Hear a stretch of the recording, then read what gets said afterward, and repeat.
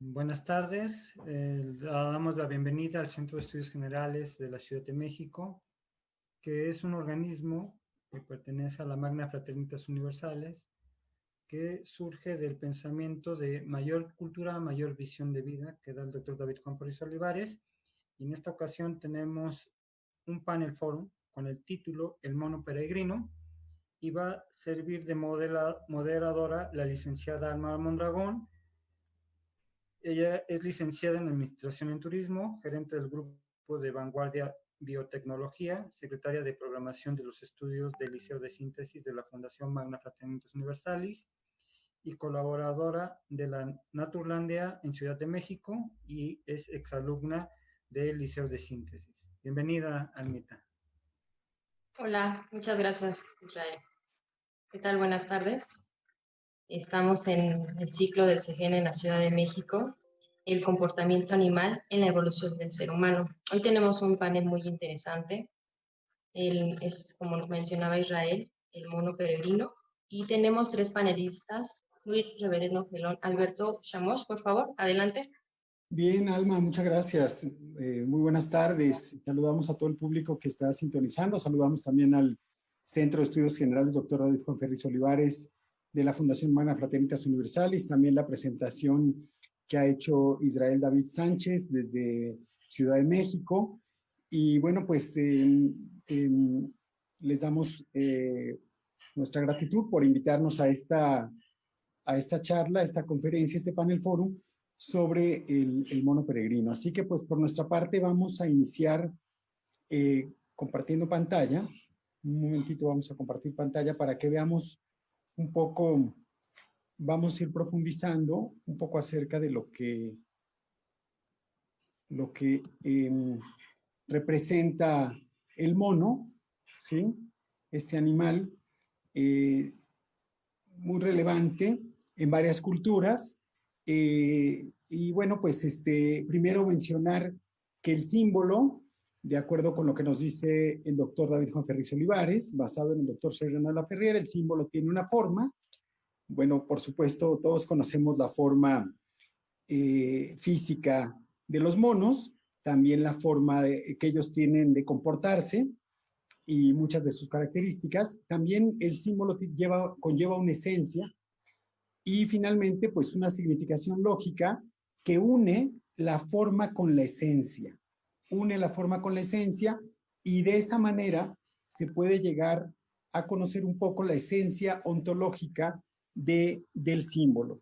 ¿Sí? Entonces, cuando hablamos de un símbolo, por supuesto, no es lo mismo que un signo.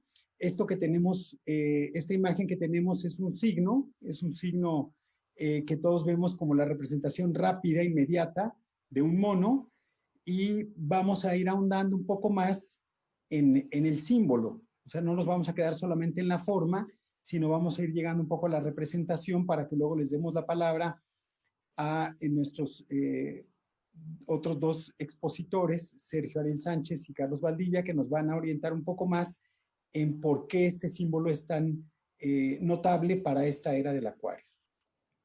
Y bueno, para todos los tiempos, ¿no?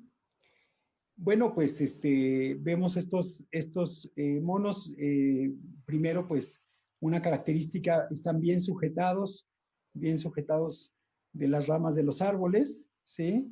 Es un poco como los vemos. Vamos a ir analizando un poco sus características y su presencia en diferentes culturas.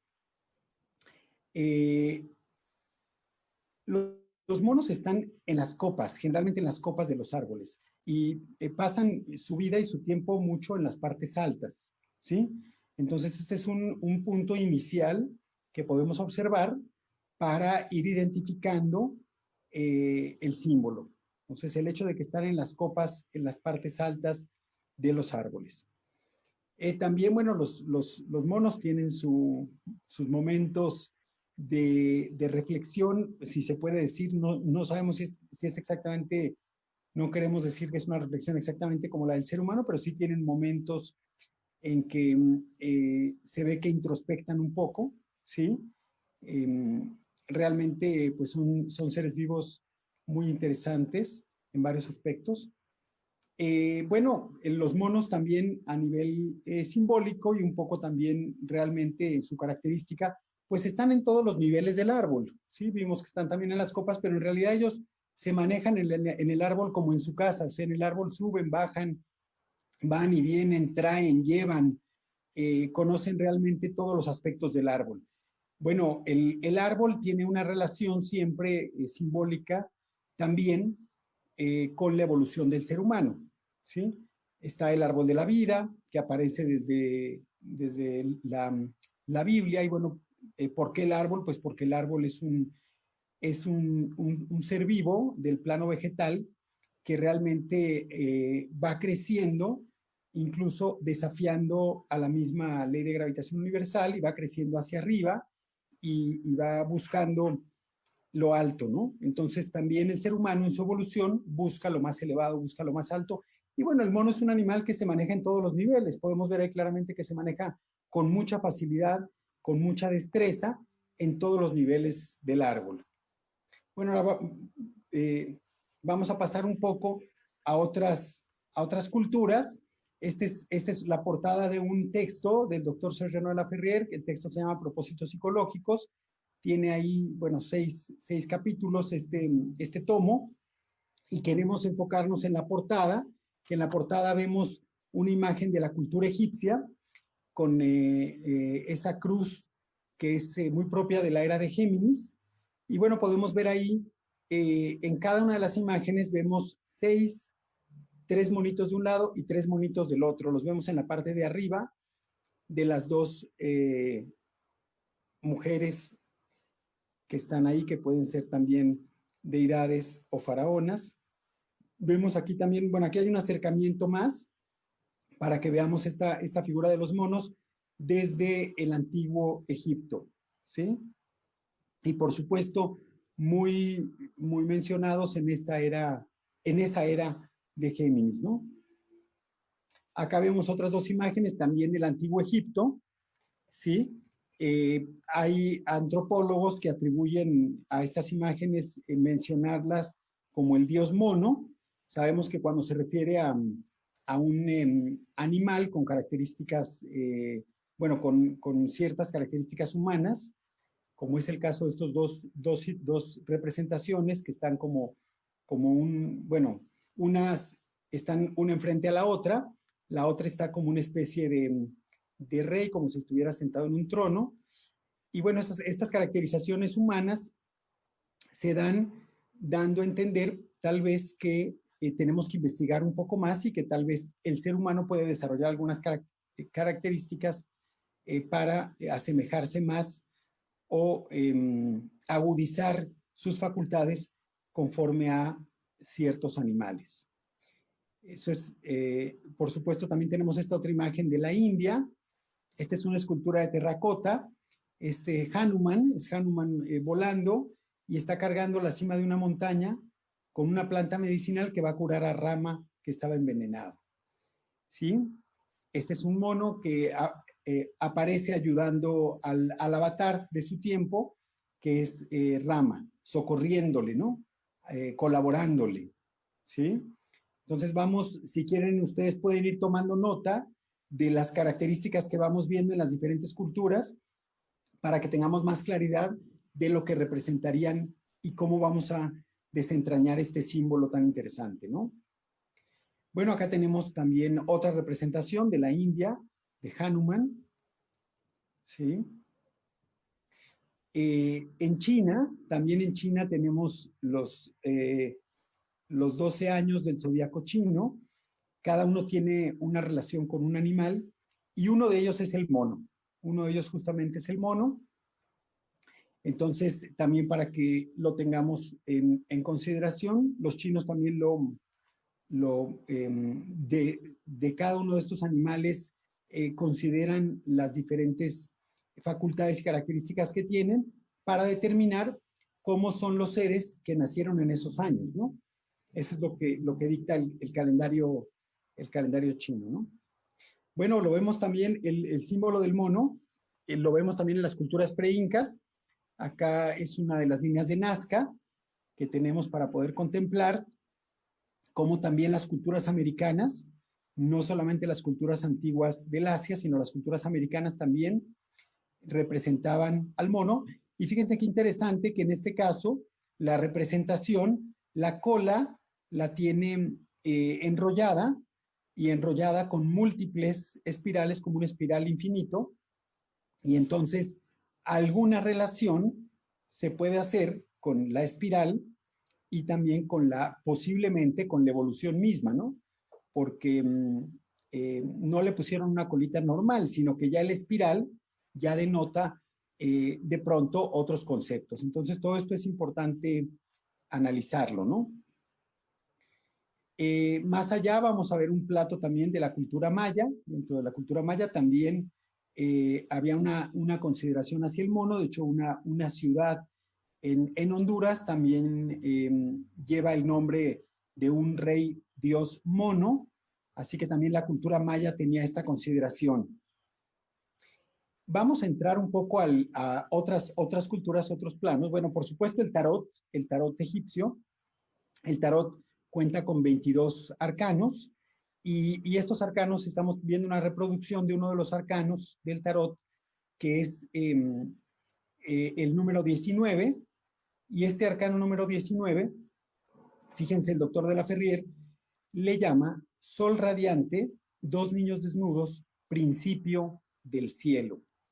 Y también quisiéramos que tomemos nota de por qué estamos mostrando justamente este arcano y no alguno de los otros. Estos arcanos preferimos siempre pues mostrar los de Papus, y pues tiene una significación también destacada y relacionada con el mono, que seguramente ustedes van a ir descubriendo, ¿no? Vemos, este arcano tiene relación directa con la letra Kof, o Kuf en hebreo. Literalmente, la palabra Kof, que denomina esta letra, la letra Q, que hoy vemos en español, literalmente esta palabra Kof significa mono. Significa mono, y si ustedes pueden ver esa letra cómo está constituida, primero es la única letra hebrea que penetra hacia abajo, es decir, que pasa del renglón hacia abajo, ¿sí? Tiene dos componentes, un componente que parece como una cabeza y otro componente que parece como una columna vertebral. Y estos dos componentes, tanto la cabeza como la columna vertebral, están relacionados, pensamos que están relacionados con el sistema nervioso, ¿sí? Entonces, y por supuesto con nuestra parte, desde nuestra parte animal hasta la parte intelectual, espiritual, mental. Entonces, de alguna manera, el mono vuelve a representar un poco, de acuerdo a este diagrama, un contacto, una especie de contacto con la espiritualidad, tal vez con la evolución, como decíamos antes. Con esta letra Kof en hebreo se escriben tres palabras: la palabra Kadosh, que significa sagrado; la palabra Kesher, que significa lazo, lazo de unión, ¿sí? Y la palabra Kabbalah, que significa receptividad. Estas tres palabras se escriben con esta misma letra, ¿no? Entonces vemos que hay un lazo, un vínculo que tienen estos monos, estos animales mantienen un vínculo, pues no solamente es un vínculo entre ellos, por supuesto, un vínculo también con su entorno, y tal vez, pues porque han sido así considerados, tal vez mantengan algún vínculo entre el ser humano y el resto de los seres. También es una receptividad que ellos tienen. Se mantienen imitando uno al otro para aprender. Esto es una capacidad que quien la desarrolla pues puede incluso, ojalá como adultos, pues desarrollar esta capacidad de imitar, porque es una de las principales características que más adelante debe tener un discípulo, ¿no? La receptividad y la imitación. Bueno, vemos esta obra de arte también. Esta es una obra de arte de un escultor alemán que se llama Hugo Reinhold. Es un mono contemplando una calavera. Está exhibida, fue exhibida por primera vez en Berlín en el año 1893. El mono está sentado sobre unos textos, ¿sí? Dicen los que lo han analizado como obra de arte que parece ser una hembra de mono. Uno de los libros cerrados dice Darwin. El libro abierto a sus pies y frente al espectador tiene una sola inscripción que dice, y serán como Dios, que es una de las frases que la serpiente le dijo a Eva para tentarla, ¿no? Bueno, falta la segunda mitad de esta cita, arrancada de la mitad inferior de la página, pero en realidad podemos ver aquí una representación interesante que hace Hugo Reinhold. Se nos hizo muy destacado colocarlo, porque también pues es como un mono también observándonos a nosotros como seres humanos, ¿no? ¿Qué pensarán? ¿Qué dirán de lo que nosotros hacemos y de lo que somos, de lo que hemos alcanzado y de lo que pensamos de ellos, ¿no? Entonces es también una obra de arte para nuestra reflexión. Mostramos otras fotografías para que sigamos observando esta capacidad de los monos. Fíjense que los monos es como si tuvieran 5 patas, porque en realidad, o 5 manos, ¿no? La cola les sirve también de un lazo adicional, ¿no? Que los mantiene siempre unidos al árbol, ¿no? Entonces, esto es una facultad también que vemos. Pueden estar colgados de la cola, pueden estar colgados de cualquiera de sus 4 patas, ¿no? Es interesante, hay monos de varias dimensiones, varios tamaños. Vean cómo se sujetan. Y bueno, vamos a ver un poco que los monos tienen... extrajimos algunas características para que no se nos dificulte penetrar el símbolo, y son la destreza, la imitación, la inteligencia, el hecho de que también, como decíamos antes, pues sean lazo vínculo, el pensamiento en el sentido de que están en las copas de los árboles, ¿sí? La curiosidad, la habilidad y alguna relación pueden presentarnos, como hemos visto también en las líneas de Nazca, con la evolución. Entonces tenemos destreza, imitación, inteligencia y vínculo, pensamiento, curiosidad, habilidad y evolución. Y bueno, básicamente, entonces el árbol de la vida, hay una frase hebrea que dice, el árbol de la vida es para quienes se sostienen de él. Y también la queremos mencionar en un sentido simbólico, ¿no? En un sentido simbólico por lo que puede representar esta actitud que tienen los monos, si la podemos también nosotros identificar y llevar a la práctica, ¿sí? Y bueno, queríamos hacer una alusión adicional que hemos estado pensando sobre este símbolo, y una alusión adicional evaluando un poco el pensamiento y el cómo este ser vivo ha sido multicitado por diversas culturas. También por el hecho de ser un enlace o un vínculo.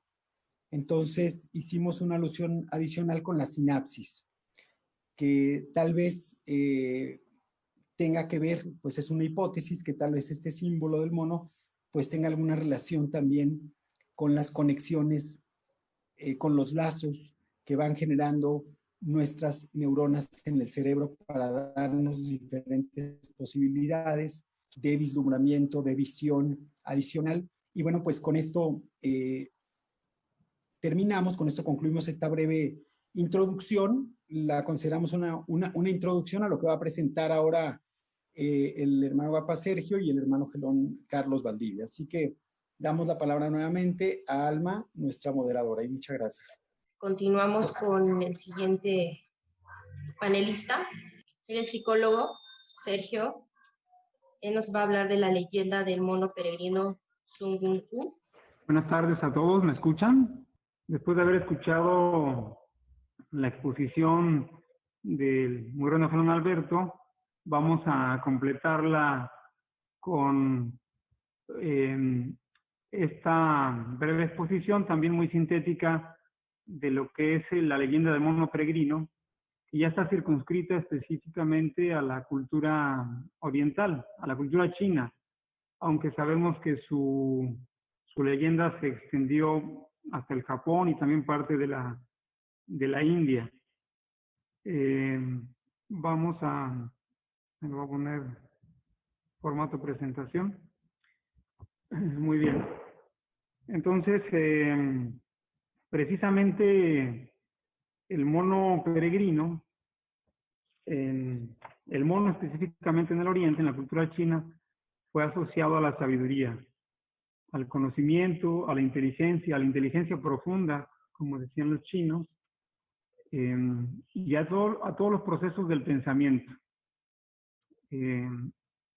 Y en sus obras literarias se encuentra una obra que se llama Viaje al Oeste, se titula Viaje al Oeste, está considerada como la obra literaria más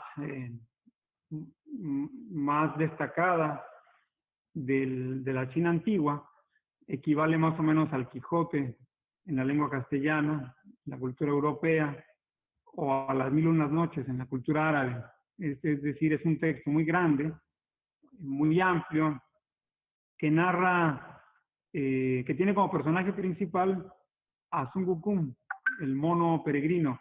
Sin embargo, la leyenda también es una síntesis, esta obra, del pensamiento budista con el confucionista y el taoísta. Es una obra que sintetiza estos pensamientos y que los muestra a través de un viaje, bueno, en principio de las peripecias que vive el mono peregrino para hacerse inmortal, y luego del viaje que emprende con Tipitaka, el monje que va en busca de los escritos del budismo. Entonces es un texto iniciático muy interesante y vamos a ir poniendo algunos de sus párrafos, especialmente de la primera parte. Por ejemplo, del nacimiento del mono peregrino. Nos dice en la obra, dice: una vez que todo hubo surgido de la copulación del cielo y de la tierra, apareció una roca divina de la unión de la luna y el sol. Pronto se transformó en un huevo, que con el paso del tiempo se fue convirtiendo en un espléndido mono. Su inteligencia era tan profunda que llegó a penetrar en el gran misterio del gran Tao y a conocer el secreto del mismísimo elixir de la vida. Nadie ha visto jamás los rasgos de su espíritu, porque carece totalmente de forma, pero su obrar es de todos conocido y jamás ha dejado de ser ensalzado por doquier. Su recuerdo perdurará de edad en edad, porque es un rey sabio cuyo dominio se extiende más allá de las imprecisas fronteras del fluir eterno. Entonces es muy interesante porque el nacimiento del rey mono lo pone de la copulación entre el cielo y de la tierra, de esta dualidad. Cosmobiológicamente sabemos, me parece que Alberto lo dijo, que el mono está regido por Géminis, esa dualidad entre el macho y la hembra, entre el cielo y la tierra, entre esa dualidad que existe en todas las cosas que permite la surgencia de la vida. Entonces, el mono nace del cielo y de la tierra, pero nace de un huevo, y a su nacimiento va a ser un mono de piedra.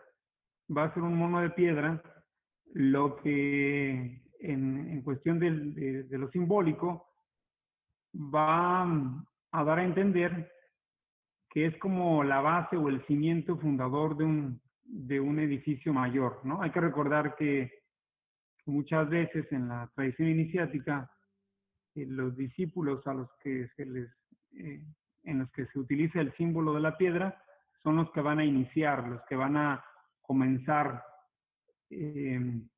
digamos, la proyección de una nueva escuela, de una nueva tradición, de una nueva época. Y es interesante que él es de piedra, es un mono de piedra que va a estar en el cimiento, en el origen del mismo mundo. Su historia comienza cuando apenas comienza después del nacimiento de la tierra. E igual que en la Biblia, en el texto de Viaje al Oeste, se dice que en el principio era el caos y luego vino el orden. Y apenas después de haber pasado, de haber salido de ese caos, viene el nacimiento del mono peregrino. Bueno, esta es una representación del mono, pero es americana. Es muy interesante porque en las culturas antiguas de América, este es olmeca, si no mal recuerdo, se le da una representación muy interesante. Luego él se vuelve rey, y es muy interesante ver la manera en cómo él se vuelve rey. Y conquista la montaña de las flores y los frutos. ¡Qué maravilla, qué increíble belleza! Su agua nace directamente del seno de la montaña y va a desembocar, sin lugar a dudas, en la lejana placidez del gran océano. Esta parte del relato es cuando él con los otros monos, jugueteando, llegan a la montaña de las flores y de los frutos. Entonces están maravillados de haberse encontrado con esa montaña. Otros añadieron con inamovible certeza: el que se atreva a cruzar esa impresionante cortina y vuelva sano y salvo a contarnos las maravillas que tras ellas se esconden, será nuestro rey. ¿Hay alguien dispuesto a hacerlo? Nadie respondió semejante reto. Hubieron de lanzarlo 3 veces al viento, antes de que surgiera desde muy atrás el mono de piedra y gritara con voz potente: yo lo haré, yo cruzaré la cortina de agua y volveré a deciros lo que hay detrás de ella. Era un mono realmente valiente. No es extraño que su fama se haya mantenido viva de generación en generación hasta llegar intacta a nuestros días. Cuando se lanzó contra la columna de agua, lo hizo con tan arrogante seguridad que parecía un rey transponiendo las puertas de su propio palacio. Entonces aquí vemos cómo él se vuelve rey después de que él sale y encuentra la caverna que está detrás de ese manto de agua. Va a invitar al resto de los monos a que pasen y lo van a nombrar rey. Ya el símbolo de ir en busca de una montaña nos hace recordar que el maestro de la Ferrier menciona en los propósitos psicológicos que todos los centros espirituales se instalan o en montaña o en desierto, como por ejemplo Cusco, ¿no?, que está en las montañas, o Lima, que está en el medio del desierto. Pero uno lo puede ver en Jerusalén, en la Meca, o en el Tíbet, las montañas del Tíbet, o el norte de la India, que era el desierto que emergía detrás de la cordillera del Tíbet. Entonces, la montaña es un símbolo de la conquista de un estado espiritual, de un estado de evolución, y es muy interesante también que la barrera para entrar a la caverna que está detrás de la montaña es de agua, que el agua precisamente representa el elemento que vincula, que conecta los planos, los mundos, el mundo del espiritual con el mundo profano. Y obviamente también es muy interesante analizar que entra una caverna, que como dice el maestro Lafarrier, pues la caverna, las cuevas eran símbolo de centros iniciáticos. Después de que es nombrado rey, resalta la novela que él era un rey muy generoso. Todo lo que encontraba y conquistaba lo compartía con el resto de los monos.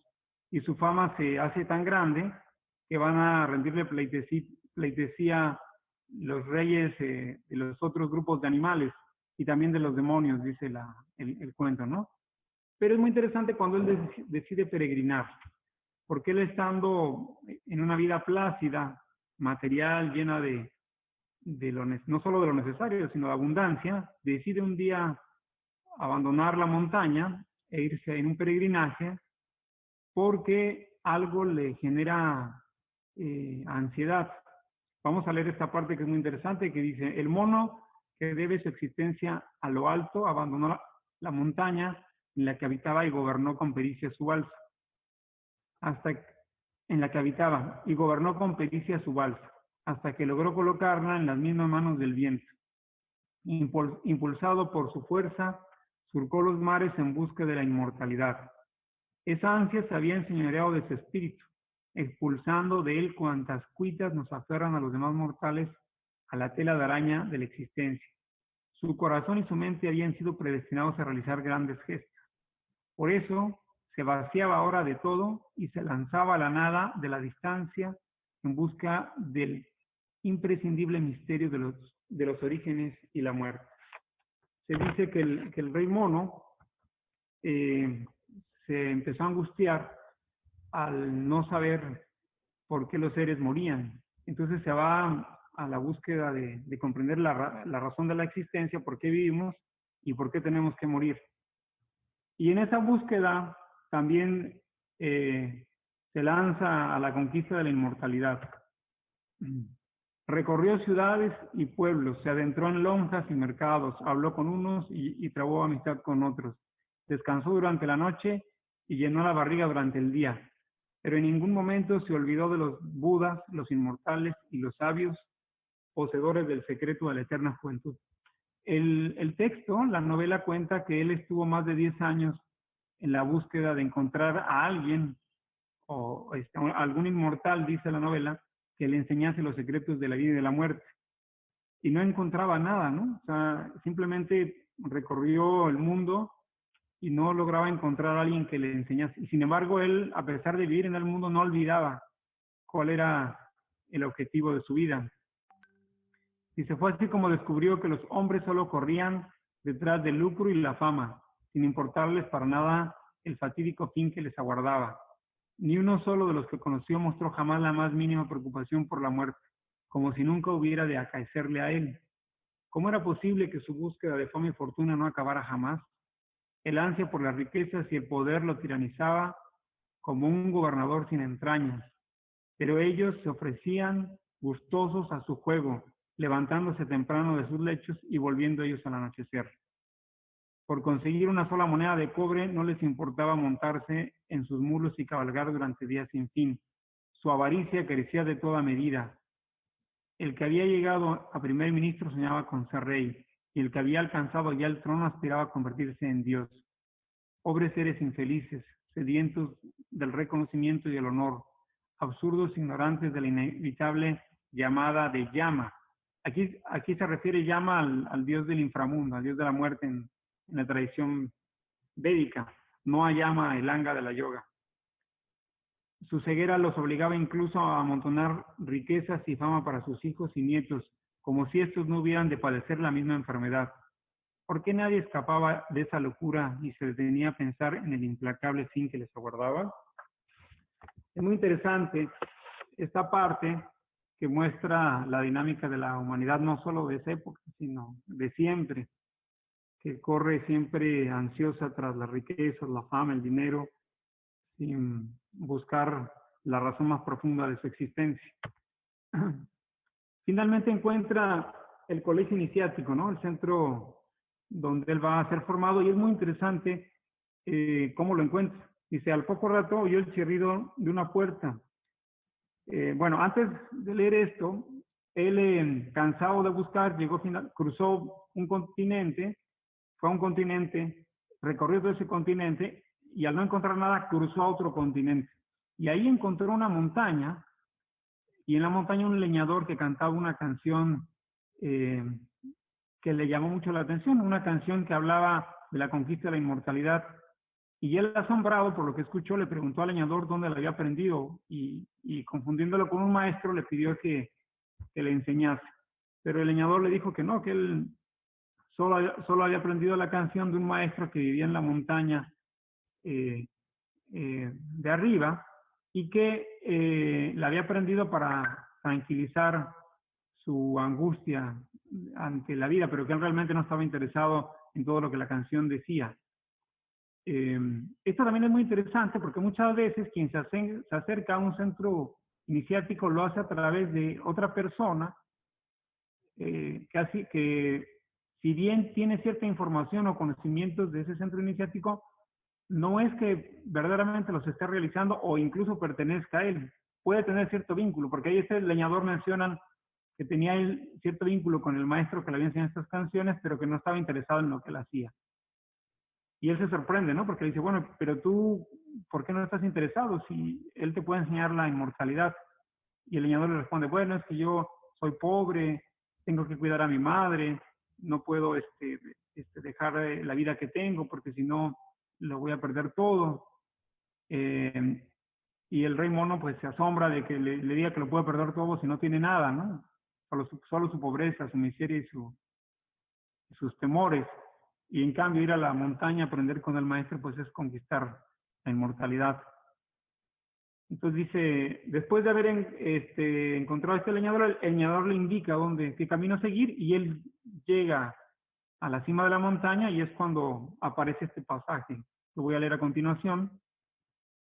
Al poco rato oyó el chirrido de una puerta y volviendo a toda prisa la cabeza vio salir de la cueva a un joven inmortal. Su figura era graciosa en extremo y todos sus rasgos poseían una finura propia de príncipes o de grandes señores. Llevaba 2 cintas de seda atadas a la cabeza y vestía una túnica tan amplia que el batir de sus pliegues se confundía con el mismísimo soplo del viento. Tanto su cuerpo como su rostro aparecían nimbados de una extraña luz, verdadero trasunto de la inteligencia universal, que le hacían ajeno a cuanto le rodeaba, sin perder del todo su conexión con ello.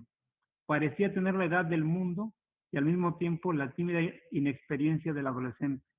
Daba la impresión de estar por encima de todo dolor, impasible a la felicidad y a la desgracia.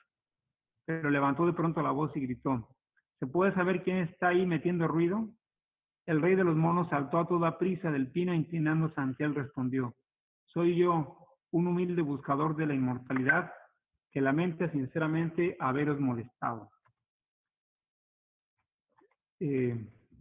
Bueno, y ahí comienza entonces su formación en el colegio iniciático. El rey de los monos arregló las ropas como mejor pudo y entró en la cueva detrás del inmortal. Va a otra cueva que le condujo a través de un complicado entramado de pasillos y grandes salas en las que habían sido labrados artísticos arcos de piedra. Algunos estaban totalmente vacías, mientras que otros mostraban el abigarrado lujo que solo se ve en los palacios. Y ahí encuentra a su maestro, al que va a ser su maestro, que también es muy interesante, el encuentro que tiene con él y el estado de abnegación, de obediencia, el estado discipular que él tiene hacia su maestro. Llegaron ante una espléndida plataforma de jade verde, sobre la que se hallaba sentado el venerable Subodhi. Su porte era solemne y a su alrededor se hallaba una pequeña corte de no menos de 30 inmortales de rango inferior. Ninguno podía, no obstante, compararse con él. Bastaba con mirarle para percatarse de la profundidad de su inteligencia y de la desconcertante pureza de su mente. Se sentía palpablemente que era un ser sin principio y que jamás tendría fin, siempre meditando en la auténtica sabiduría del total abandono.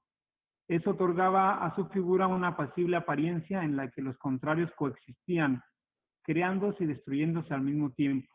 El todo y la nada se aunaban en su venerable cuerpo de auténtico Buda, que sin duda alguna poseía la misma edad del universo. ¿Qué importaba que hubiera surgido varios milenios después del periodo Su? El maestro Subodhi era el auténtico gran sacerdote de la iluminación. Y obviamente hace referencia a una expresión del Buda, de ese ser universal. Uno lo puede asociar también al concepto de Mesías o de Mesías en la tradición hebraica, o al concepto del Cristo entre los griegos o del avatar entre los hindúes. Ese ser que ha conquistado, que está más allá, dice, del principio y del fin, que no tiene ni principio ni fin, que posee la misma edad del universo. En cuanto el rey de los monos le vio, se echó inmediatamente rostro en tierra y sin dejar de golpear el suelo con la frente dijo, sois de verdad el maestro más sabio que existe. Permitidme pues contarme entre el número de vuestros discípulos. ¿De dónde eres? Le atacó enseguida el anciano venerable. Si quieres convertirte en discípulo mío, tendrás que decirnos primero tu nombre y el país del que procedes. Vuestro humilde servidor, contestó el rey de los monos, con desacostumbrado respeto, procede de la cueva de la cortina de agua, que se halla en la montaña de las flores y frutos en el país de Aolai, del lejano continente Parbuidea. «Echadle inmediatamente de aquí», gritó entonces el anciano venerable. «No es más que un impostor y un mentiroso redomado. No comprendo cómo puede estar interesado en la iluminación de nuestra pura doctrina». Esto es muy interesante, la manera muy propia de la era de Aries, en la que los maestros recibían a los discípulos. Si ustedes han estudiado la historia de Antístenes, el discípulo más, quizá uno de los más avanzados de Sócrates, no Platón, Antístenes, y de Antístenes surge después Diógenes de Sinope, o Diógenes el perro, un gran iniciado, un gran maestro. Y entonces, cuando Diógenes se acerca a Antístenes para pedirle ser su discípulo, Antístenes lo corre muy duramente, le dice que no es merecedor de recibir esa enseñanza y le dice literalmente que se largue de su presencia. Tiene que pasar un periodo muy largo en que Diógenes le ruega y le ruega a Antístenes que lo acepte como discípulo. E incluso Antístenes amenaza con darle un golpe de báculo y él le dice: golpéame lo que tú quieras, pero no me moveré de aquí hasta que me aceptes como discípulo. Y entonces, ante varios actos demostrativos, es Diógenes aceptado como discípulo. En la leyenda del Rey Mono se ve eso también, muy propio de esa era. Por eso es una fortuna estar en la era de Acuario, porque pues la era de Acuario más bien no trae esa exigencia, ¿no? El discípulo puede acercarse de una manera mucho más suave, mucho más didáctica. No hay la exigencia de otras eras en las que para penetrar en los misterios de los centros iniciáticos, los maestros realmente primero probaban al discípulo con mucha dureza, ¿no? Y le dice: «¡Qué bien!», exclamó el rey de los monos alborozado, sin dejar de inclinarse ante su venerable maestro. «Por fin he recibido una...». Ah, bueno, entonces, después de lo que dice el maestro de que no lo quiere aceptar, el rey mono tiene que insistir hasta que es aceptado como discípulo. Y luego rápidamente avanza y el maestro le va a dar un nombre, ¿no? Le da el nombre que el maestro le dedica a un propósito psicológico del Islam, me parece que es el de los espiritualistas del Islam, hablar de la importancia del nombre, el nombre como misión, dice la venerable maestra Marianela Serra Bulú. Dice: «¡Qué bien!», exclamó el rey de los monos, alborozado, sin dejar de inclinarse ante su venerable maestro. «Por fin he recibido un apellido conforme a mis características personales. Sin embargo, quisiera pediros un nuevo favor, puesto que llamar a uno por su apellido resulta demasiado formal y vos por fuerza habréis de regañarme con cierta frecuencia. Para que os resulte menos violento ordenarme cuanto deseéis, me gustaría poseer también un nombre como todo el mundo». Y de ahí el apellido es Un y su nombre va a ser Wukong. Y fíjense que es muy interesante que él acepta la realidad de que va a ser corregido, ¿no? Y que tiene que disponerse a la corrección que le va a dar el maestro durante todo su proceso de formación. Bueno, el patronímico Sun hace referencia a la doctrina del embrión sagrado, Shentai, que se valían practicantes de la alquimia interna para designar el último estadio del proceso que conduce a la inmortalidad. Bueno, antes de cerrar esta parte, porque en realidad no estoy más que dando la primera parte de la leyenda del viaje al oeste, hay que decir que después de que él se forma con el maestro Subodhi, finalmente él regresa a la montaña de las flores y los frutos, y de ahí él después baja al mundo del océano para obtener su arma que lo va a hacer muy famoso, su famoso bastón, pero en realidad lo obtiene de una forma un poquito violenta al robársela a uno de los, no robársela, sino quitársela a uno de los reyes dragón del océano, y este rey dragón se queja junto con sus hermanos al rey de los cielos del comportamiento del rey mono, para lo cual el rey mono manda a ser llamado a los cielos, pero primero, para tenerlo controlado, pues le dan un título y una responsabilidad que él al poco tiempo desprecia porque no la considera a su altura, y entonces en castigo mandan a los mejores guerreros del cielo para que lo atrapen, y no solo no lo atrapan, sino que los derrotan. Entonces, al verse derrotados, le vuelven a ofrecer otro cargo en el cielo para poder tenerlo controlado, y él lo vuelve a aceptar. Pero además este nuevo cargo él lo impone, ¿no? Él dice, yo quiero hacer esto, y terminan aceptando que él sea el sabio de los cielos. Y entonces le dan el título de sabio de los cielos. Pero nuevamente vuelve a entrar en problemas en el cielo. Todo esto obviamente son metáforas, símbolos. Y entonces él se revela y va y se regresa a la montaña de las flores y de los frutos. Pero antes de regresarse, se come todos los frutos sagrados que dan la inmortalidad, los melocotones sagrados, y también se toma las pastillas de Lao Tse que daban poderes especiales, ¿no? Y se toma todos los vinos del cielo, etcétera. Y se regresa a la montaña de las flores y los frutos. Y ahí entonces vuelven a ir por él los ejércitos de los cielos, y él vuelve a vencer a todos y vuelve a generar un caos en el cielo. Hasta que finalmente Buda, viendo el caos que estaba generando en los cielos, decide intervenir y lo atrapa con su mano. Buda, que representa la totalidad del universo, el estado supremo, también es el estado que alcanzan los grandes instructores de la humanidad. Entonces Buda le dice que que él lo va a dejar libre si es capaz de saltar fuera de su mano. Entonces el rey mono, que había aprendido a darle la vuelta al mundo de un salto, dice, bueno, pues si se trata de eso, eso es facilísimo. E intenta dar un salto, y cuando cae, voltea y ve que no ha salido de la mano del Buda. Entonces, sorprendido, decide poner una marca en el pulgar del dedo de Buda y dar un salto mucho más fuerte. Vuelve a dar el salto con mayor altitud, y al caer vuelve a caer en la mano del Buda. Entonces sorprende que no puede salir de la mano del Buda. Finalmente Buda lo atrapa con su mano y lo castiga metiéndolo en la montaña de las 5 fases, de la cual después va a ser rescatado 5 siglos después para acompañar a Tripitaka en su búsqueda de los textos del Buda al oriente. Y resalta la novela, primero, el carácter profundo que él tiene y virtuoso, su entrega discipular. Luego, cierta vanagloria y soberbia en la que cae, que lo hace ser algo semejante a un ángel caído. El castigo que recibe, en este caso la ley de causa y efecto, el karma, y luego la oportunidad que recibe de liberarse de ese karma, siendo un inmortal, a través del cumplimiento de una misión. Muy bien, entonces hasta aquí es muy amplia la novela. Yo quisiera cerrar aquí para darle paso a esta última parte de la exposición con el muy reverendo Gelón, ingeniero Carlos Valdivia. Le damos la palabra al muy reverendo Gelón Carlos, por favor. Muchas gracias. Muchas gracias, Alma, por esta cálida invitación al Centro de Estudios Generales de México, Centro de Estudios Generales Dr. David Ferriz Olivares.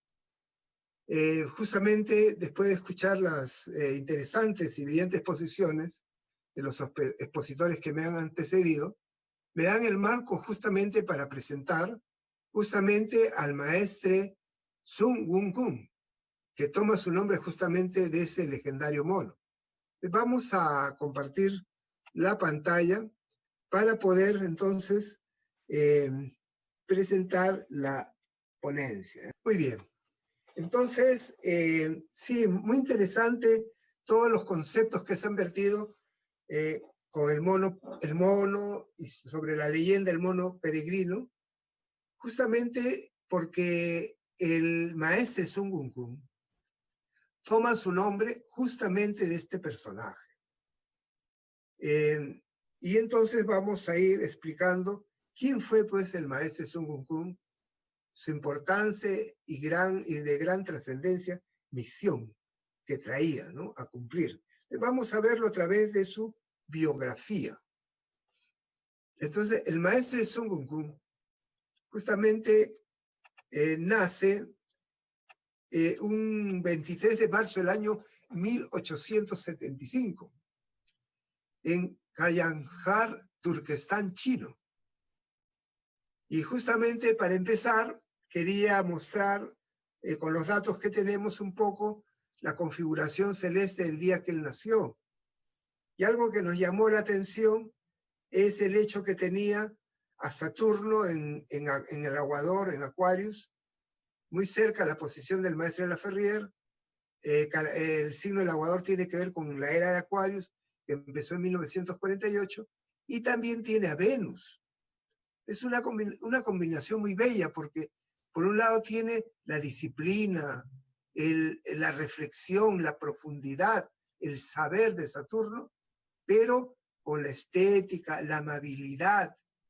Y justamente uno de sus biógrafos, y no solamente uno, sino varios, decían que el maestre Sun Wukong vivió de la pura amabilidad, ¿no? O sea, y ahora vamos a explicar pues la grandiosa proeza que él hizo en su vida. Por otro lado está Urano, en Leo opuesto a Saturno-Venus, pero que representa justamente Urano son los cambios bruscos. Él nace en plena era de Piscis, ya al final, cuando ya es tiempo de dejar atrás los valores de una era del creer, una era de oscuridad, una era en la cual el techo espiritual del mundo estaba en el Tíbet, para entonces pasar la posta a los Andes americanos, porque ahora a partir de 1948, no solamente por el simbolismo y por la era, sino por el geomagnetismo y otros aspectos del electrochorro ecuatorial que se da en estas zonas andinas, justamente el techo espiritual de la humanidad, del mundo, ahora se ha trasladado a los Andes sudamericanos. Y entonces ahí se ve justamente ese corte que él tiene que hacer. Y para ello justamente va a salir en búsqueda de quien va a ser el encargado de anunciar la nueva era. Él se educó y se instruyó en un monasterio tibetano. Recuerden pues que el Tíbet es esa gran meseta que a su vez están unas montañas muy altas, están los Himalayas. Entonces, y en esa zona, pues, hasta el día de hoy quedan, ¿no? O sea, los monasterios, pero que en ese momento, esos monasterios tibetanos, que ahora indudablemente están ya muy, ya son una zona que pertenece a China, ¿no? Maestre de la Ferrier dice que a partir de 1950, cuando ya China invade justamente el Tíbet, todo el Asia, que había sido el techo espiritual del mundo, su destino era empezar a materializarse. Es decir, cada vez a valorar más lo material, y más bien América empieza a espiritualizarse. Y él se educó, digamos, con los últimos grandes iniciados de la era de Piscis. Muy bien. Entonces, para ilustrar, justamente hemos puesto este mapa que nos recuerda los viajes de Marco Polo, para destacar que acá está el Tíbet y los Himalayas, por esta zona está el Turquestán chino, y justamente ahí nació, en estas zonas, nació el maestre Sun Wukong. Y tuvo que realizar, imagínense, en esos años, ya al terminar el siglo XIX y empezando el siglo XX, va a trasladarse desde el lejano oriente, pasando pues por la India, lo que fue Persia, ¿no? Que ahora es pues Irán, Irak, y llegando finalmente a Europa. Y es en el año de 1921, ya pues a sus 46 años de edad, que él va a llegar finalmente a Europa. Entonces, deteniéndose un buen tiempo en Italia. Luego, en el año 1925, él es expulsado de Italia. Y en 1928 lo es también en Suiza. O sea que viajaba, se trasladaba, pero pasado un tiempo lo expulsaban por la documentación. Y recuerden también que es la época en que se había vivido pues la Primera Guerra Mundial y más adelante se iba a vivir la Segunda Guerra Mundial. O sea, momentos bíblicos, ¿no? Que anuncian pues que se levantarán nación contra nación, justamente como anuncios de la nueva era, la era de Aquarius, la era del saber. Entonces, el 28 de junio de 1930, ingresa sin pasaporte a la prisión de la santidad por vagabundaje en Francia. O sea, él andaba pues sin documentos, después vamos a ver que se le perdían continuamente, pero realmente toda una sabiduría, una capacidad de vida increíble, ¿no? Como por si acaso, Sun Wukong también significa aquel que penetra la vida mediante la reflexión. Él es aprendido y libertado varias veces, pues ya tenía importantes amistades, como el escritor Robert Godet. Justamente por los escritos de Robert Godet y otros también personajes, periodistas, se ha recopilado la vida de este misterioso personaje que viene de una era de oscuridad. O sea, viene con un origen enigmático de ese lejano oriente, de ese lejano Tíbet, hacia Europa, que había sido el centro de la era de Piscis, porque cada era de 2000 años son eras que se deben al movimiento precesionnal de la Tierra, y cada 2000 años aproximadamente se cambia de era. La era de Piscis, que empezó en el año 0 después de Cristo, hasta el año 1948, el centro fue el continente europeo. Y luego ya la era de Aquarius, el continente es el continente americano. Entonces cada era tiene un continente en el cual se desarrolla, en el cual se da la mayor receptividad. Muy bien, entonces ahí él conoce justamente a este escritor Robert Godet, que le dedicó, bueno, él, o sea, escribió sobre él y otros muchos autores. Bien, entonces ahí está incluso los datos de los libros, pues, de ese Robert Godet. En cuanto a mí, decía el poeta Villers del Isla Adam, Sun Wukong vivía por pura cortesía, ¿no? Lo que nosotros decíamos de pura amabilidad, también de pura cortesía. Fíjense, ¿no? O sea, como decir un cántico a la sutilidad de espíritu.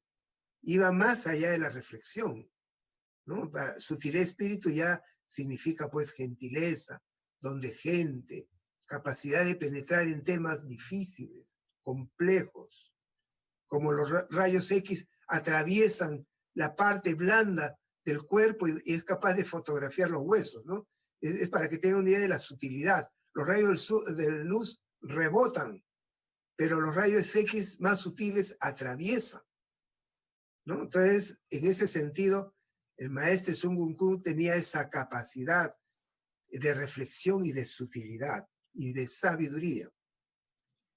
En 1939 había sido internado como sospechoso de comunismo, ¿no? O sea, para que vean ustedes todas las peripecias que pasaba pues este sabio errante, que iba justamente con un encargo muy importante. Iba con el encargo de encontrar al mensajero de la era Aquarius, al arquetipo, a quien iba a anunciar el cambio de era, como cada 2000 años se hace, como cada 2000 años se realiza. No siempre cada era tiene su mensajero, el que la anuncia, el que da las características de cómo va a ser esta era. Entonces, él estaba buscando justamente a ese ser. Ya en 1947 fue exonerado bajo la razón de ser un erudito budista. Él, pues, cuenta los detalles, ¿no?, de los biógrafos, de que, pues, era un gran sabio, tenía una gran formación. Imagínense en los monasterios tibetanos. Recordemos cuando el maestro de la Ferrier, él habla de la Universidad de Matemática Budista, o sea, donde hay una profundidad en el estudio de esta ciencia. Nosotros acá en Occidente nos hemos quedado solamente con la parte de la tesis de esta ciencia, pero no con la simbología, la síntesis. Pitágoras no solamente enseñaba el teorema de Pitágoras para la ingeniería, sino también para la filosofía, para la iniciación. Y entonces él se presentaba, lograba demostrar, lograba relacionarse y presentarse como un erudito budista que trabajaba sobre el simbolismo de los ideogramas de la cosmogonía china. Y entonces logró justamente que lo exoneraran, ¿no? Y pueda salir libre. Entonces es así que en el año 1946, ¿no?, ya se había entrevistado varias veces con el sublime maestre, doctor Serge Reynaud de la Ferrière, nacido en París en 1916, un 18 de enero, y como preceptor de su gran misión del maestre de la Ferrière, diciéndole desde un comienzo que tenía las marcas sagradas. Y ese es todo un gran tema, ¿no? O sea, que ya se estudia también y seguramente habrán conferencias sobre esas marcas que caracterizan al maestre de la Ferrière como el llamado a anunciar la era Acuario y ser el arquetipo de esta era, ¿no? Uno de los aspectos que él tenía, que tenía muchos doctorados del mundo occidental, pero también tenía doctorados del mundo oriental. Era un gran científico, era un gran místico. Ciencia y religión los tenía justamente dentro de su realización, dentro de su avance espiritual. Y así, muy joven, el maestro de la Ferrière, a los 12 años de edad, justamente gana el mejor premio, el premio del mejor alumno de Europa. A los 14 ingresa a la universidad y a los 19 se gradúa de ingeniero en minas y arquitecto. Y así sucesivamente va a conseguir muchas honorificaciones, ¿no es cierto? También dentro de la orden copto coronado en Egipto y otras místicas y esotéricas van dándole el reconocimiento al maestro de la Ferrière. Y justamente el maestro Sun Wukong lo encuentra.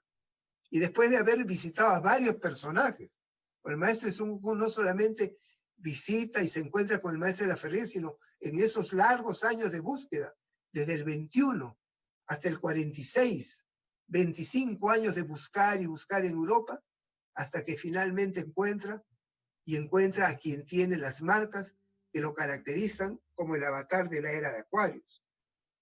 Entonces, dice justamente el escritor Serge Bouclair, que es otro de sus biógrafos del maestro Sun Wukong, dice él que Sun Wukong hablaba a cada uno en su propio lenguaje. Su acción era directa y por lo tanto tan personal como una tarjeta de visita. Es decir, que era un ser que no pensaba en él mismo, él pensaba en los demás. Si era un ser con esa capacidad de búsqueda de quien iba a ser, quien iba a anunciar la era Aquarius, imagínense, ¿no? Qué tal capacidad de radar, ¿no? De buscar, de encontrar a través de toda la Europa, ¿no?, que empezaba a reconstruirse después de la Primera Guerra Mundial, justamente empezaba esa gran búsqueda. Decía Serge Bouclair, para mí había escogido palabras, textos y un humor que iba bien conmigo, y no a él.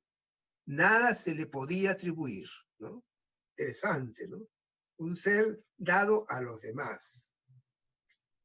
Cuando le conocí, ¿no es cierto?, con uno de mis mejores amigos, Robert Godet, quien también hemos visto, ¿no?, que es también amigo de él, ¿no?, y frente a la biblioteca Saint-Geneviève, vi bajar hasta nosotros un magnífico patriarca con barba blanca y cabello largo, ¿no? O sea, hay una imagen, pues, impresionante para Bouclair, ¿no? Tal como la contaba, pues, Robert Godet. Al igual que mis otros amigos, me preguntaba miles de cosas acerca de este personaje excepcional. Sin domicilio, sin recursos, sin cadenas, que habla poco, pero que iluminaba con su presencia. Y claro, lo relacionamos pues a la leyenda del mono peregrino, ¿no?, que ganaba todas las batallas, que se liberaba de todas las penurias, de las cárceles, que andaba libre, prácticamente sin documentos en Europa, pero iba en pos del cumplimiento de la misión encomendada. que es la disciplina más importante, la misión a cumplir, la misión encomendada. Ya él había vivido en Italia por mucho tiempo, donde había sido expulsado e internado en un campo cerca de Toulouse, durante la guerra, y ahí había conocido a Arthur Koestler. Parece que conoció también a Giovanni Papini, a Knut Hamsun. Tenía una tarjeta verde de residente común y corriente. La perdía constantemente y tuvimos cada uno la oportunidad de ayudarle a sacar una nueva. Fíjense, ¿no? Qué manera de vivir, qué manera de relacionarse, que ganaba el respaldo, el apoyo, justamente de los seres que los rodeaban, ¿no? Y que podía, imaginen lo difícil que es vivir, pues, en esas circunstancias. El vigor y flexibilidad de su cuerpo no acababan de satisfacer nuestra curiosidad. Físicamente era algo especial, era estrictamente vegetariano. Ese es un testimonio de quienes lo conocieron. O sea, un vegetariano estricto. No tomaba nunca.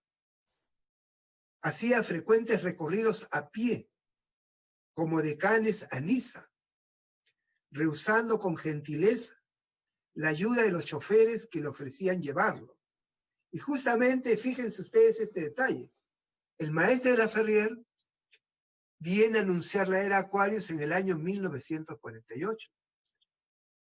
Y está 3 años en América, año y medio en Venezuela, en Caracas, en Limón, Maracay. Y luego él viaja a Nueva York y finalmente justamente hacia la India. Y en la India él participa del Kumbh Mela de 1950, que es justamente una fiesta, la fiesta del cántaro. Kumbh Mela, Kumbh es cántaro, Mela reunión. El cántaro hace alusión a la era Aquarius. Es la reunión que se estableció hace muchos siglos para esperar la era de Aquarius, que algún día volvería a la era de Aquarius. Y finalmente volvió la era Aquarius.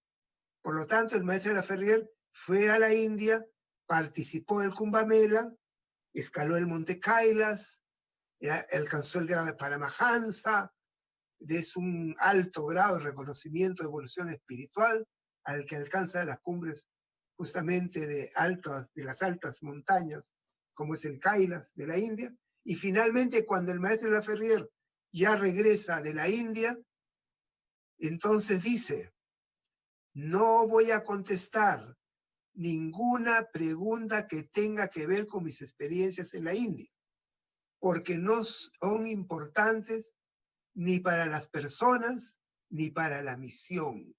Había cerrado la etapa del Tíbet, la etapa del continente asiático como techo espiritual del mundo. Y luego va a Australia y finalmente llega en el año 53 a Niza. Y ahí está hasta el año 62, el día de su desaparición física, su samadhi. Entonces, y justamente en esa época, el maestro Sun Kung Ku vivía en esas zonas. Y ya se sabe por sus biógrafos que se encontraron muchas veces. En 1959 tuvo la idea de probar un planeador. Imagínense la edad que él tenía. Estamos hablando de 84 años, ¿no? Y a pesar de su edad, fue a vivir cerca del aeropuerto de Vimori, donde dormía en una pequeña tienda de campaña, cerca de los hangares, y volaba regularmente con los miembros del club aéreo. Su único placer era viajar. Imagínense, había venido del Tíbet, había llegado a Europa, y su placer pues era viajar, su único placer. Juntos recorrimos Francia. Misteriosamente conocía gente por todas partes.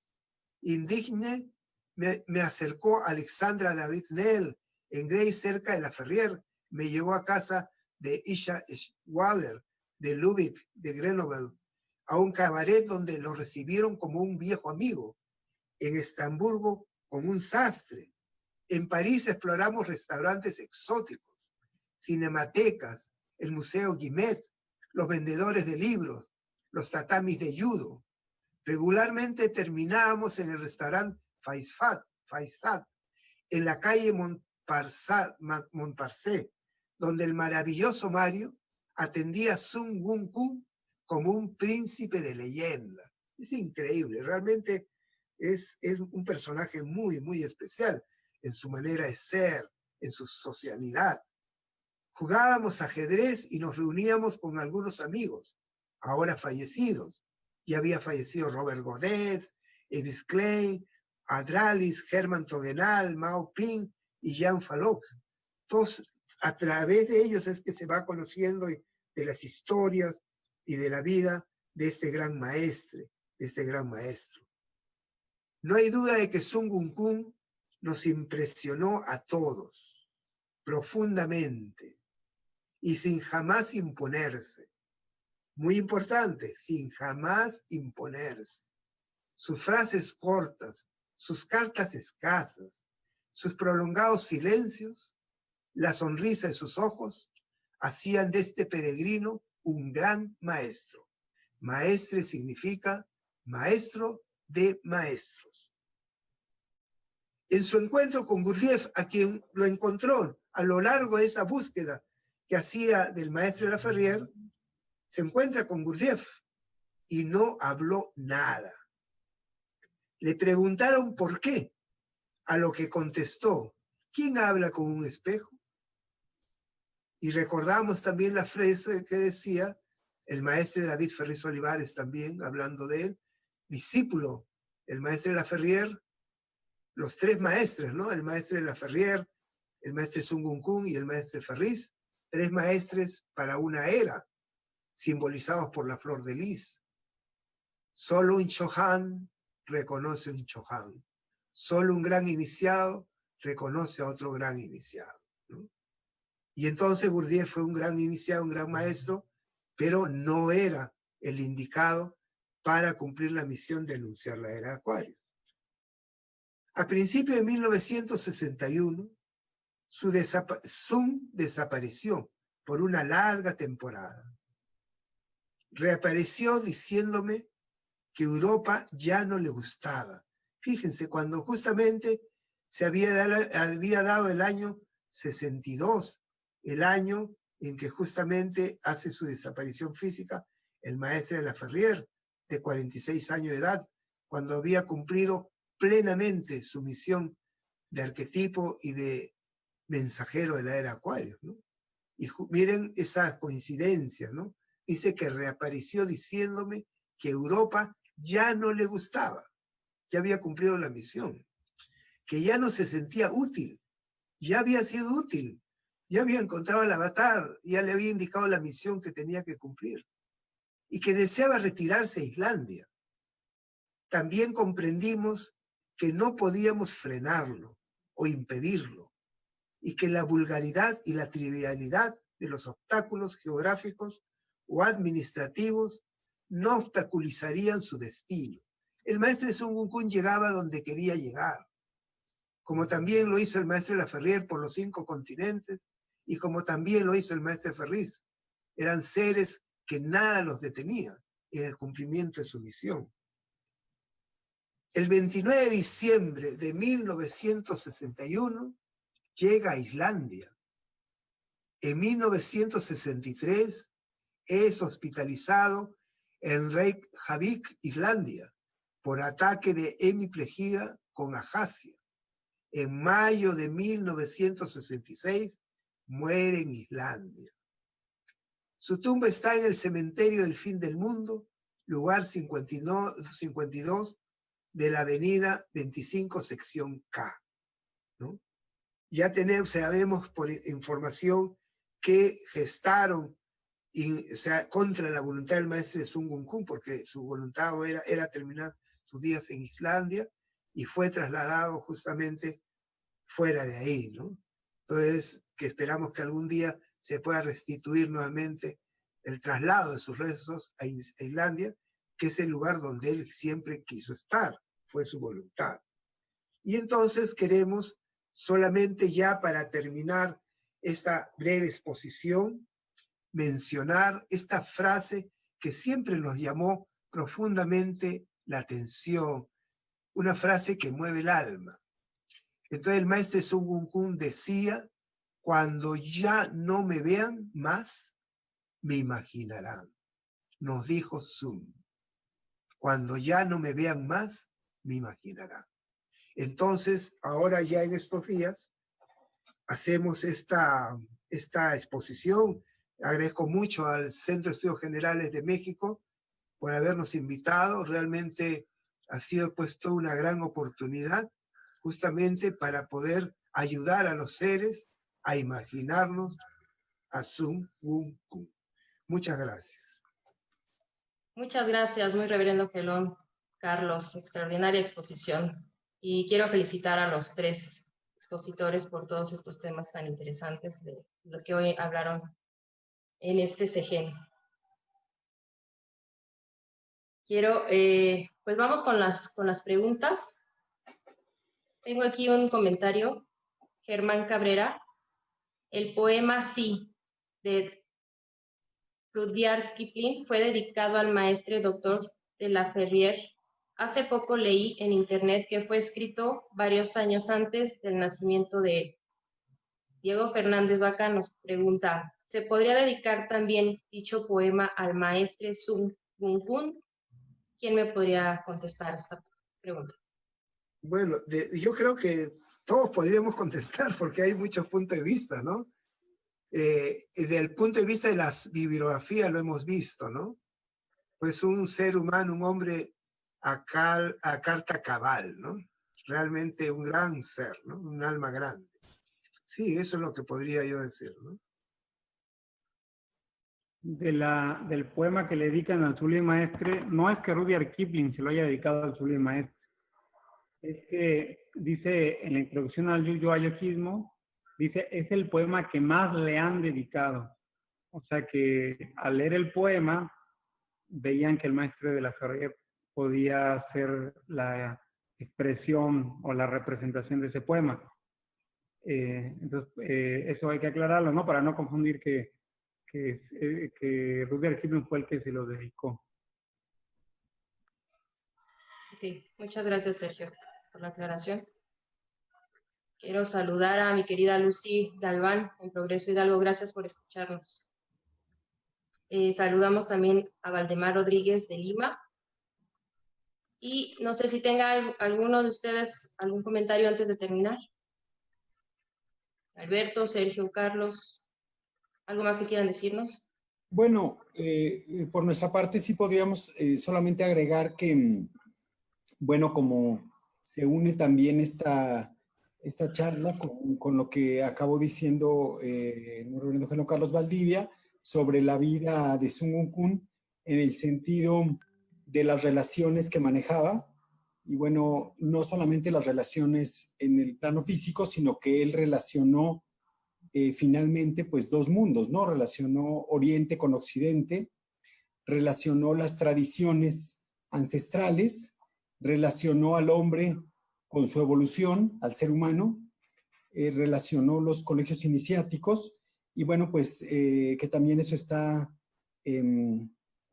claramente en el símbolo que estuvimos analizando del mono como vínculo, el mono como un lazo, y bueno, también en ese sentido, estas tradiciones unidas que van a llevar al ser humano a su evolución, ¿no? Eso podríamos comentar.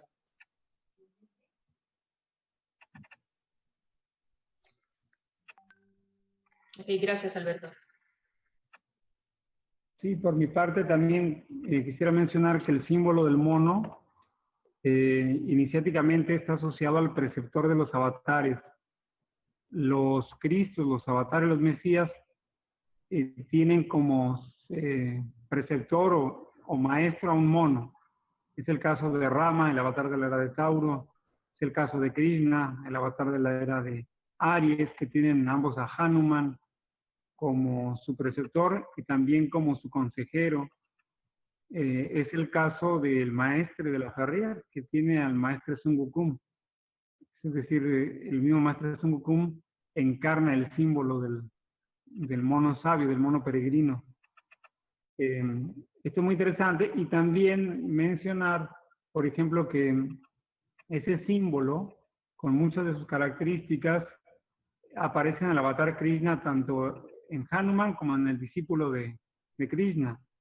Y en el maestro de la Ferrier, su preceptor, tiene el nombre de Sun Wukong, del mono peregrino, pero su discípulo predilecto, su exégeta, su heredero espiritual, también va a tener muchas de las cualidades propias de este símbolo de la iniciación mayor y de la alta sabiduría.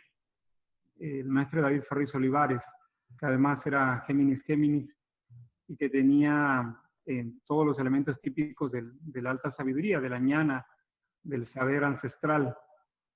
Una de las cosas que resalta la leyenda del mono es su gran sociabilidad, su llegada al mundo, su misión para el mundo, porque uno de los problemas a los que se enfrentó la China de la época taoísta es que se encerraron los taoístas en su trabajo demasiado individualista. Y llegó el budismo, precisamente el budismo mahayana, a darle ese sentido de vínculo, de trascendencia y de conexión con el mundo, a la alta espiritualidad. Es semejante a lo que hacía el maestro Ferriz Olivares, ¿no? De llevar el mensaje, y ahora el maestro José Miguel y la maestra Merenilda, de llevar el mensaje a todos los rincones del mundo. Gracias, Sergio. Yo tengo una pregunta. Bueno, yo he escuchado que los animales se rigen por algún planeta. ¿El mono está dirigido a algún planeta o viene de alguna, ¿cómo se diría? No sé, ¿cómo podría preguntárselos?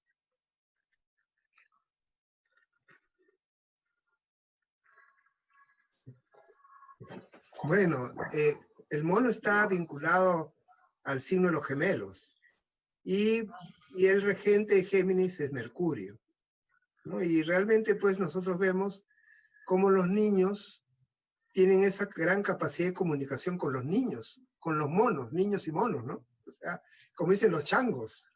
O sea, es conocido que cuando los niños llegan a los zoológicos, los changos, los monitos, llaman la atención de ellos, ¿no? Y la sabiduría, yo recuerdo una conferencia del maestro Ferriz, que dicho de paso era Géminis, ¿no? Solo en Géminis, ascendente Géminis. Justamente, había un médico que decía que cuando uno va a un sitio, a la selva, hay que comer lo que come el mono. O sea, porque eso es lo saludable. Y lo que no come hay que rechazarlo. Y entonces este médico decía que él había descubierto que el mono siempre tiene la razón, ¿no? Así es que bueno, entonces eso quería recordar, ¿no? Hablando de este importante símbolo, ¿no? Y este animal. Muchas gracias, muy reverendo Gelón. Muy reverendo Gelón Alberto, quería preguntarte, tú hablabas del mono en sus diferentes etapas, que está presente en varias culturas.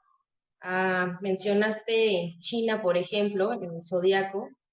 Si una persona nace en ese año del mono, ¿opta por esas características que habías mencionado del mono?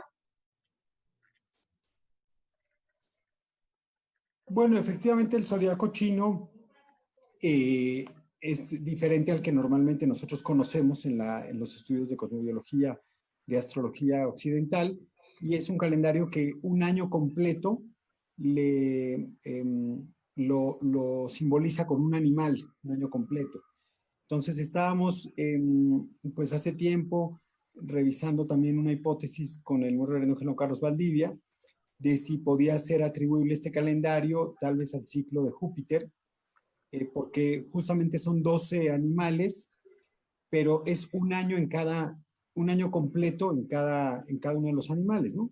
Entonces, bueno, son cuestiones que hay que investigar, y efectivamente lo que dicen los chinos, pues es que cada año será justamente un ciclo relacionado con un animal, que sí, ese ser humano adquiere ciertas características relacionadas con, simbólicamente, ¿no?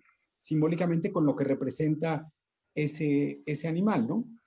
Entonces, los símbolos, los animales siempre han sido, pues, o han representado, representan más bien características dentro de la evolución del ser humano. Los animales tienen una analogía al desarrollo de aptitudes, de habilidades, de fortalezas, de destrezas que el ser humano tiene que desarrollar, ¿no? Entonces, la observación a los animales, pues, es una característica que el ser humano ha tenido desde tiempos ancestrales y, por supuesto, traduce ello en características que va desarrollando. Así que sí es, por supuesto, también en nuestros, no solo el calendario chino, sino también nuestros, todos la ronda zodiacal, pues justamente se le llama zodiaco, ¿no? Entonces es una ronda, un ciclo con símbolos. La mayoría son símbolos también animales o animales con humanos o algunos otros, por ejemplo, como el de la balanza, diferente, pero son signos de animales, ¿no? En general, la gran mayoría, ¿no? Entonces sí hay una relación milenaria en la observación que el hombre hace de los animales para marcar etapas de su evolución. Okay. Otra cosa, hablabas de las líneas de Nazca, ahí está el mono, su colita es espiral. ¿Qué significado tendría eso? Porque dijiste que la cola no estaba alargada, sino el espiral. ¿Tiene algún significado? Está enrollada y en espiral infinita, mencionaste eso. Sí, bueno, por supuesto que son signos que tenemos que ir profundizando y pensamos que no es casualidad la forma como las antiguas culturas preincaicas decidieron dibujar a ese mono, y el hecho de que se haya dibujado con unas espirales internas como tratando de dar a entender una evolución, ¿no? O un sentido de infinito hacia adentro e infinito también hacia afuera, ¿no? Que es un poco como en general se entiende la evolución, en un sentido de que venimos trabajando, uniendo lo infinitamente pequeño con lo infinitamente grande, ¿no? También eso, pues de alguna forma son varias características, ¿no? Pero que podríamos profundizar más o investigarlas, pero dejamos para que sean observadas más detalladamente. Por supuesto, sería interesante ver la visión de los antropólogos, que son más expertos en esto, y que nos digan exactamente por qué ellos consideran que esos espirales, justamente los espirales van cerrando ciclos, y los ciclos son generalmente alusivos a la circunferencia. Entonces tiene varias acepciones también relacionadas con la cola de la serpiente, que también tiene esa forma circular en varias culturas de América. Bueno, pues podríamos seguir en el tema, pero sí es un punto para investigar, es un punto antropológico y arqueológico que debemos dejar a la investigación constante, y solamente abrimos eso como un asombro preliminar, ¿no? Ok, muchas gracias. Muy reverendo Gerón. Tengo otra pregunta de Patti Chayán. Si tuviéramos que mencionar el impacto de la vida del maestre Sun Wukong en el hombre de hoy, ¿qué diríamos? Bueno, el maestre Sun Wukong es, en estos tiempos, el impacto que le veo es que es un ser, en primer lugar, que es profundamente humanista. O sea, él cumple una misión para la humanidad. Y también hay un pensamiento de Confucio, muy del saber, que lo cita el maestro Ferriz, que dice que la verdadera modestia es saber que se sabe lo que se sabe y saber que no se sabe lo que no se sabe. Y el maestro Sun Wukong, él no vino a anunciar la era. Él vino a buscar a quien la iba anunciar. Y entonces creo que ahí hay un gran mensaje. Realmente de compartir, de poner nuestro potencial al servicio de los demás. Y que el mejor sea a cargo del tema que hay que tocar en ese momento.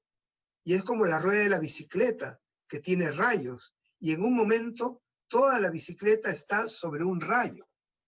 Pero después pasa otro, y después otro, y otro, ¿no? Yo pienso que eso sería uno de los aspectos que podría impactar en la manera de pensar y de vivir. Porque realmente me uno al maestro Ferriz, ¿no? Que decía que el hombre no vive como piensa, sino piensa como vive, ¿no? Entonces es importante cambiar, reeducarnos en la manera de vivir. Y luego surgirá el nuevo pensamiento propio de esta era. Perfecto, muchas gracias por su comentario, muy interesante. Saludamos a Fabián Ávila desde Ecuador, latitud 0. También a Trixie Castro. Dice Fabián Arturo Ávila Lazo, la espiral tiene relación con el laberinto. No sé si hay algún otro comentario. Me pregunta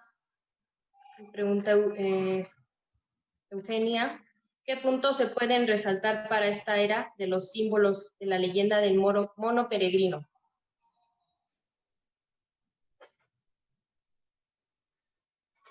Bueno, la sabiduría es hay que recordar que estamos en la era del saber, y de hecho al rey mono lo van a nombrar el sabio de los cielos. Primero lo nombran el sabio de la tierra, ¿no? Es el sabio entre los hombres. Y luego va a ser el sabio de los cielos. Entonces el saber en toda su dimensión. Es muy interesante que ese saber en la leyenda sí se da mediante la conjunción de las polaridades, dicen del cielo y de la tierra, del sol y de la luna. Entonces es muy semejante como lo enfoca el doctor de la Ferrer y la doctora de Ferrer Olivares, que es la unión de la razón y la intuición, del conocimiento y de la fe. Es decir, que el saber no es nada más el saber producto de la razón, sino es el saber que también se da en síntesis, en la síntesis viviente con la intuición, y también con la acción, ¿no? Con la experiencia que requerimos. Hay que recordar que el maestro de la Ferrier dice que la vida es una cadena de experiencias y la síntesis de sus diversas acciones constituye la realización espiritual. Una de las grandes lecciones que da esa obra es la vida, las diversas etapas que va viviendo el rey mono, como etapas evolutivas en diversos planos, en diversos contextos, en diversas realidades, en diversos ambientes. La capacidad que él tiene, que es lo que estaba mostrando el ingeniero Carlos Valdivia cuando habla del maestro Sun Wukong, de la capacidad que él tenía, el mono peregrino, de adaptarse a todos los ambientes y de en cada ambiente darle a ese ambiente lo que se necesitaba para ese ambiente, para esa persona, para ese ser. Dice la leyenda que él tenía el poder de las 72 conversiones. Podía convertirse en las 72 formas que tiene el universo, ¿no? Y entonces él se convertía en cada una de esas formas de acuerdo al ambiente, a la circunstancia o a la persona en la que estuviese. Entonces eso habla de la adaptabilidad, la capacidad de asimilarse al otro. El maestro de la Ferrier dice que ahora el amor los unos a los otros debe entenderse como comprender los unos a los otros, entender los unos a los otros. Entonces esa comprensión es muy propia de la leyenda del mono peregrino. Ok, gracias. Pues le quiero agradecer a los 3 expositores por darnos a conocer y transmitirnos conocimientos para entender la importancia de la época que estamos viviendo y el rol de los maestros en este inicio de era. No sé si quieran comentar algo más o le damos la palabra a Israel. Muchas gracias, Alma. Y bueno, el Centro de Estudios Generales, doctor David Juan Ferrer Olivares, de la Ciudad de México, queremos agradecerle a Alma por su excelente labor de moderadora, a estos grandes expositores de primer nivel que tenemos, a Carlos Valdivia, a Alberto Samos, a Sergio Ariel Sánchez, a Diego, que ha estado en los controles, y también, bueno, invitarlos a la siguiente conferencia, que va a ser la función social de los microbios, que va a dictar la bióloga Dirce Sánchez. Y les agradecemos por su atención con este sentido y este axioma que tiene el Centro de Estudios Generales de a mayor cultura, a mayor visión de vida. Y esperemos haber transmitido esos elementos de cultura. Nos vemos en la siguiente. Gracias.